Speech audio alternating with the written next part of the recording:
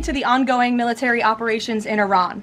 The United States military continues to decimate the terrorist Iranian regime's offensive and defensive capabilities. Just over 3 weeks in, it's abundantly clear that Operation Epic Fury has been a resounding military triumph. More than 9,000 enemy targets have been struck to date. Compared to the start of the operation, Iran's ballistic missile attacks and drone attacks are down by roughly 90%. The United States is also annihilating the Iranian regime's navy. We have destroyed more than 140 of their naval vessels, including almost 50 mine layers. This is the largest elimination of a navy over a 3-week period since World War II. Again, let me reiterate, this is the largest elimination of a navy on the face of the planet in a 3-week period since World War II. We are systematically dismantling Iran's defense industrial base, which will prevent future threats to the region. Our military also remains laser focused on eliminating the regime's threat to the free flow of energy through the Strait of Hormuz. Over the weekend, we dropped several 5,000-pound bombs on an underground facility used to store equipment, including anti-ship cruise missiles and mobile missile launchers positioned along the coastline of the strait.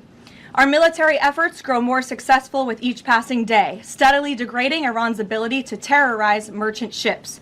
For all of these reasons, we are very close to meeting the core objectives of Operation Epic Fury, and this military mission continues unabated. From the outset, President Trump and the Department of War estimated it would take approximately 4 to 6 weeks to achieve this critical mission. 25 days in, the greatest military the world has ever known is ahead of schedule and performing exceptionally. Day by day, the Iranian regime is being crippled, and their ability to threaten the United States and our allies is being significantly weakened. Their ambitions of building a nuclear weapon have also been crushed to an even greater degree than they were in Operation Midnight Hammer in June 2025. That's why you're beginning to see the regime look for an exit ramp. They recognize they are being crushed, their ability to attack American and ally forces, as well as their ability to defend their own territory is dwindling literally hour by hour. Following President Trump's powerful threat on Saturday evening, it was made clear to the United States that Iran wanted to talk. President Trump is willing to listen. As President Trump announced on Monday, the United States has been engaged over the last 3 days in productive conversations, which led the president to temporarily instruct the Department of War to postpone planned strikes against Iranian power plants and energy infrastructure only.